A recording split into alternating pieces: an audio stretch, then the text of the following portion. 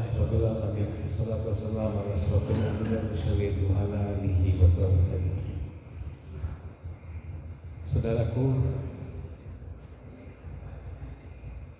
jemaah subuh yang dimuliakan oleh Allah, mungkin masih ingat Buya Emas tahun 79 tinggal di Puri Mutiara ini.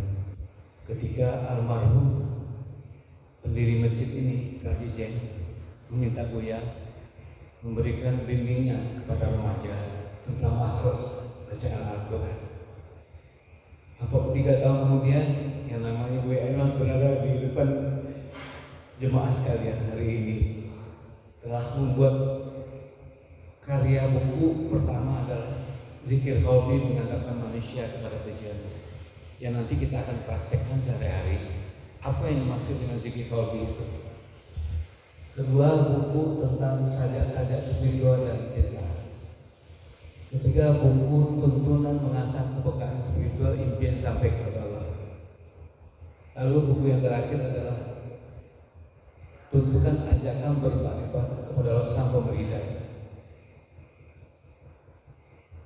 Jemaah subuh yang dimuliakan Allah Ta'ala, dalam rangka sosialisasi program yang kami canangkan bersama teman-teman para ustadz, para IKM di seluruh Indonesia, kita semarakkan bagaimana caranya masjid itu dari waktu ke waktu bertambah jumlahnya. Setuju ya?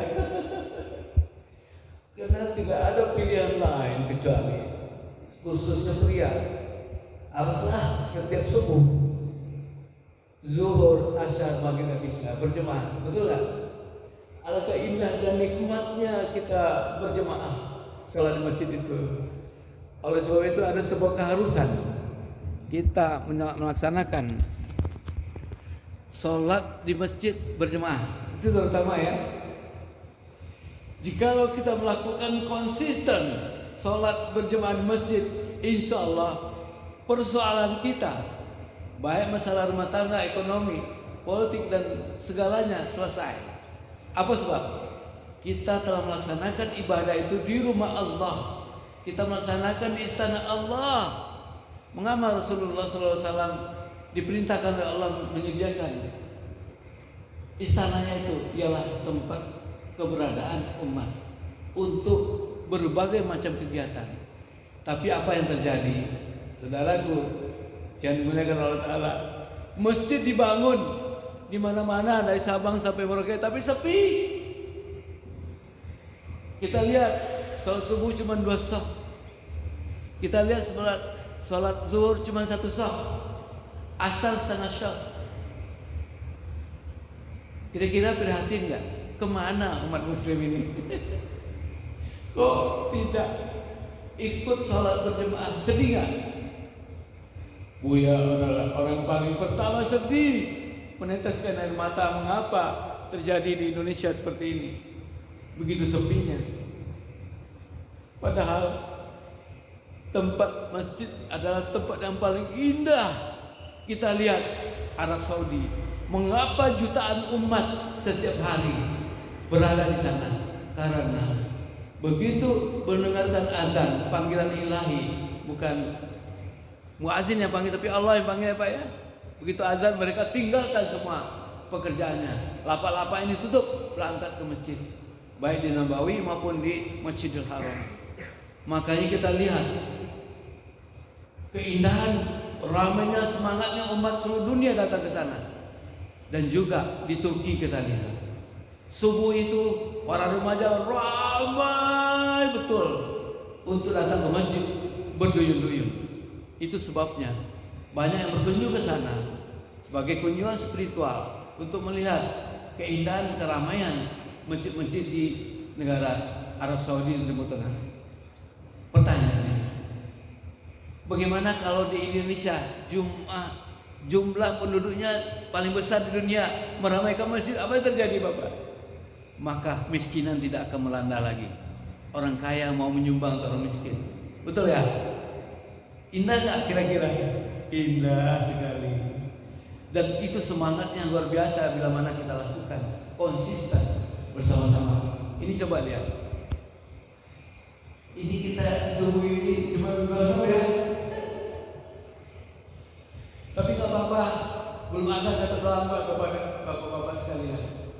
Mari minggu depan dimulai dengan Buya melaksanakan roadshow dari masjid tertinggi di Indonesia, yaitu Menara SQ yang dibangun oleh Kang Adi Ginanjar Agustian, juga meminta Buya untuk meramaikan masjid itu.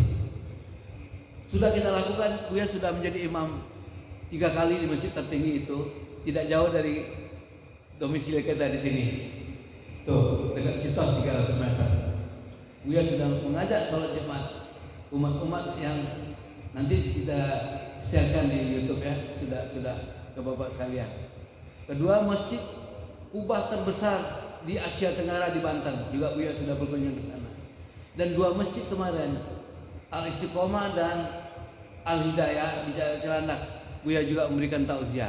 Insya Allah minggu depan 10 buah masjid Bapak akan datang jemaah untuk berkumpul mendengarkan bedah buku yang Buya sampaikan tadi. Alhamdulillah. Jadi ada warga Puri Mutiara 2 adalah saudara sohib Bapak sendiri. Mungkin diantaranya ada yang lupa atau belum kenal dengan Buya Ermas. Ada yang belum kenal? Tunjuk. Alhamdulillah hari ini sebagian sudah mengenal ya. Nah, ajakannya adalah tiada lain, mari kita bersama-sama mengajak siapa saja yang ada di lingkungan kita, khususnya kaum pria, untuk mulai sholat bareng jemaah. Subuh kita ramai-ramai, zuhur kita ramai-ramai, asyar kita ramai-ramai, maghrib kita ramai-ramai, isya apalagi penutup sholat kita ramai.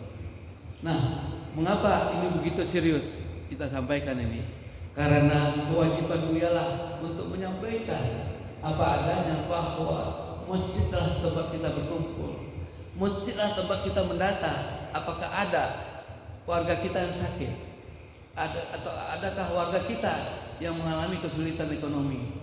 Apakah ada warga kita yang dalam keadaan yang dulu dugaan kita mungkin sakit yang berkepanjangan? Seharusnya jemaah masjid bisa mengunjungi mereka, mendatangi rumah-rumah mereka. Oleh sebab itu tugas kita lah saat ini yang ada ini untuk senantiasa mengatur silaturahmi ulang lagi. Semoga jemaah subuh Al-Akhyar semakin baik dan semakin makmur ke depannya. Amin ya rabbal alamin.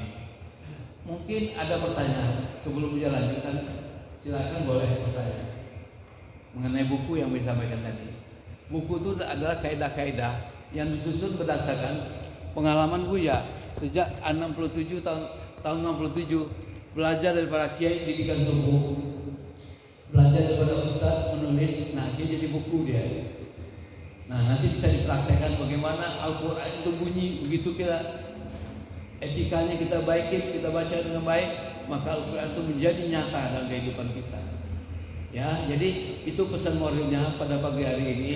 Semoga Bapak jamaah semuanya diberikan kesehatan yang maksimal oleh Allah SWT, diberikan kekuatan lahir batin, senantiasa dilindungi kepentingan oleh Allah SWT. Amin ya rabbal alamin. Semoga silaturahim kita terus bertambah, meningkat lebih baik dari sebelumnya. Baik, kalau nggak ada pertanyaan, Buya akhiri dulu. Sebagai pengantar, hari ini adalah perdana kita memulai sesuatu yang kita YouTube-kan, yang kita simpan di dunia media sosial agar kita mempunyai file itu, bahwa dimulai di Masjid Al-Akhyar, tempat di mana Buya sejak remaja mengajar Al-Quran dan sopan santun justru oleh ketua DKM Masjid Al-Akhyar ini, almarhum Jalilin Pak Burhan. Insya Allah kita doakan beliau semoga lapang di kuburan di sana, dan juga ibunda beliau, juga keturunan beliau yang telah dipanggil oleh Allah SWT, termasuk keluarga beliau masih ada saat ini. Semoga berguna. Wabillahi taufiq wal hidayah. Wassalamualaikum warahmatullahi wabarakatuh.